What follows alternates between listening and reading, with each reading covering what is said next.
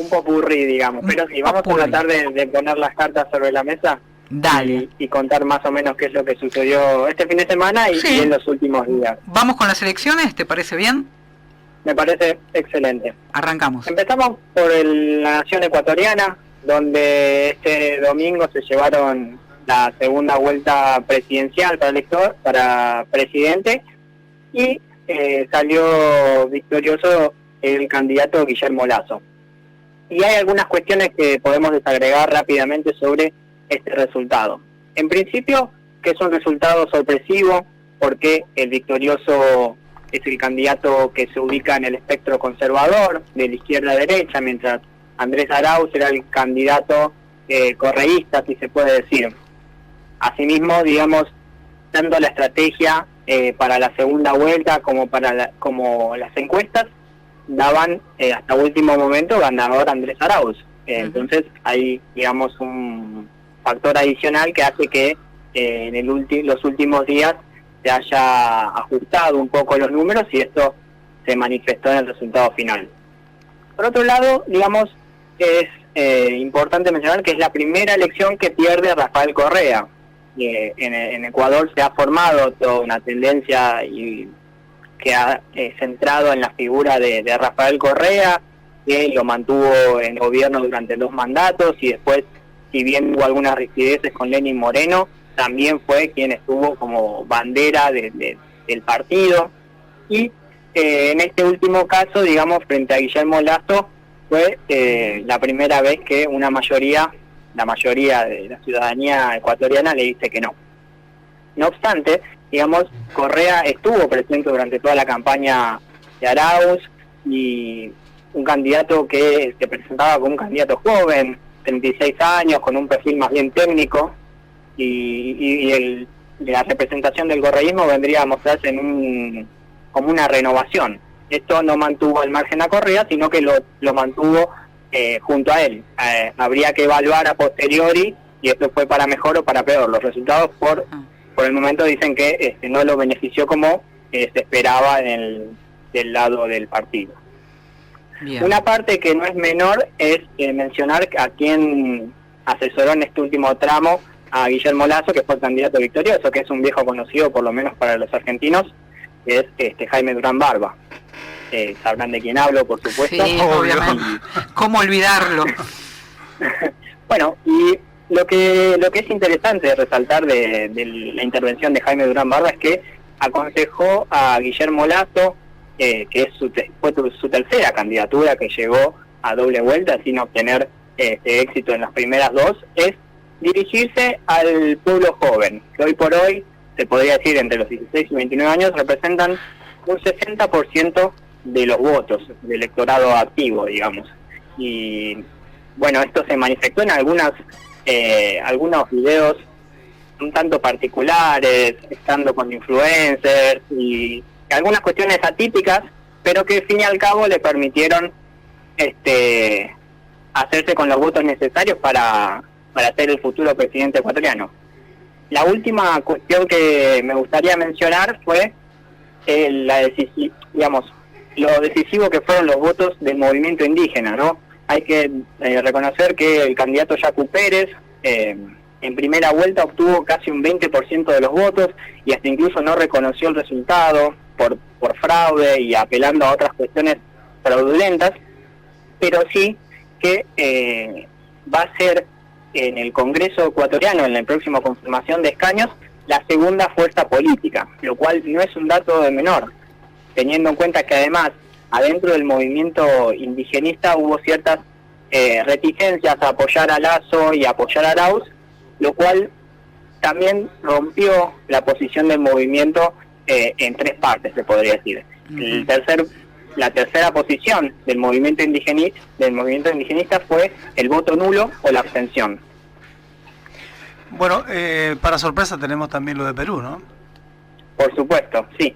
Hay que mencionar que el próximo 6 de junio, que es cuando va a tener lugar la segunda vuelta para la elección presidencial, se van a enfrentar un candidato eminentemente de izquierda, que es Pedro Castillo, y una también que es conocida, que Keiko Fujimori, la hija del expresidente Alberto, que, digamos, se podría decir que va a ser un escenario polarizado, dadas sus posturas de izquierda y por derecha.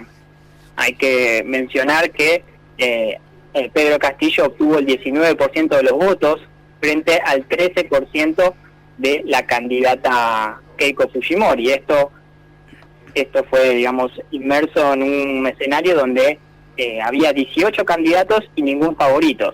Entonces, la primera manifestación después de la elección, por más que haya salido primero Pedro Castillo, es la predisposición al diálogo. Y esto tiene que ver con una futura conformación del Congreso, otra vez mencionando lo decisivo que es para un poder ejecutivo el poder legislativo, que de 130 miembros pueden haber 11 fuerzas políticas. Eso data de una conformación hiperfragmentada, bajo la cual van a tener que discutir fuerzas de izquierda, de derecha, de centro, de derecha más radical o derecha extrema y también de izquierda más radical, ¿no? Bien. Raro bien el panorama. Sí, claro. Digamos que se mantiene un panorama donde no hay mucha estabilidad, y esto también lo manifiesta, en este caso, que los votos blancos y los votos en blanco, y los votos nulos hayan representado un 20% del total de los votos.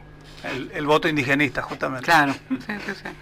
Claro, se podría decir, pero en este caso no sumó para ninguna de las dos fuerzas, lo cual demuestra la apatía que hay desde el pueblo peruano para con los representantes. Sí, la verdad a mí me llamó la atención eso, porque había como un cierto enojo, ¿no?, en los peruanos con respecto a los resultados, como que no se entendía.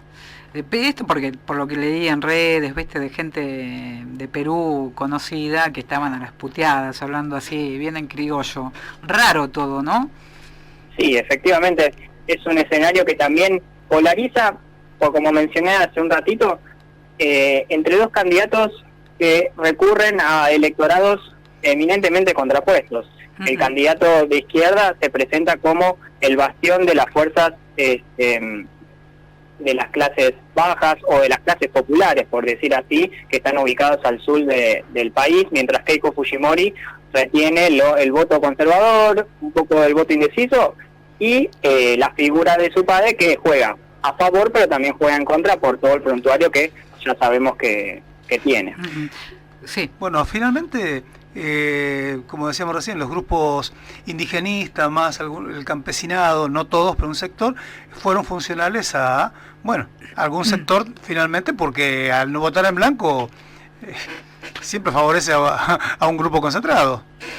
Por supuesto. Sí. Y en este caso, sí. Sí, no, está bien.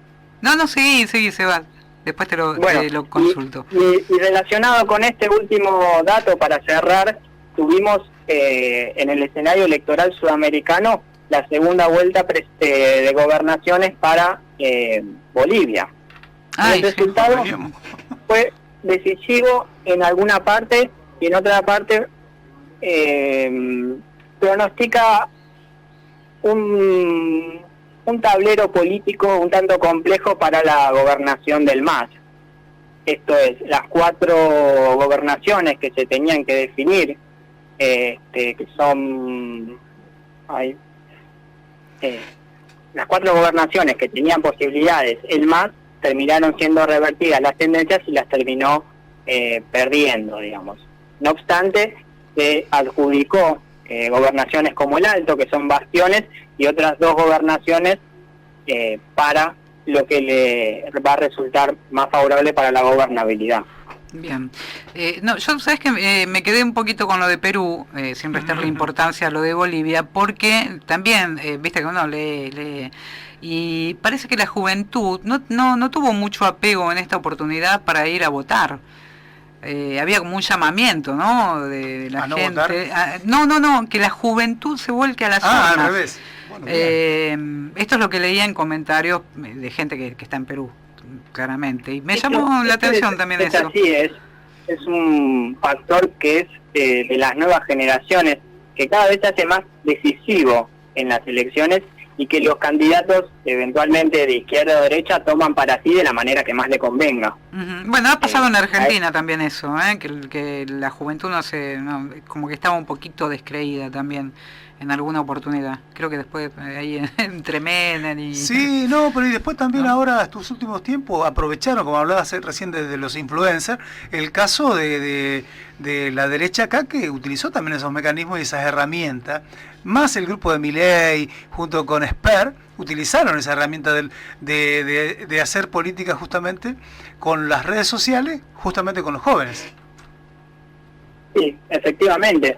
Un poco queda en el vacío en lo concreto, porque si bien estos candidatos a los cuales las redes sociales les sientan bien o tienen bastante impacto o repercusión, en la realidad o en lo tangible no son no tienen tanta adhesión como se podría pensar. Esto lo deja en claro, digamos, la semana pasada en una encuesta en la cual se midió a los 27 personajes posibles para tener lugar en el gobierno o ser oposición. Tanto Esper como Milei quedaron como relegados en los últimos puestos. Esto también se invisibiliza a partir del hecho de que en las redes sociales quizás hay más fervorismo que lo que se puede expresar en una movilización, ¿no? Sí, claramente. Bueno, Seba, ya estamos casi en el final nosotros, así que nos despedimos hasta la semana que viene y vamos a seguir charlando de todo lo que pasa en nuestro entorno, en los países de la región y más allá también. Así que te mandamos un fuerte abrazo desde acá. Muchas gracias, igualmente siempre un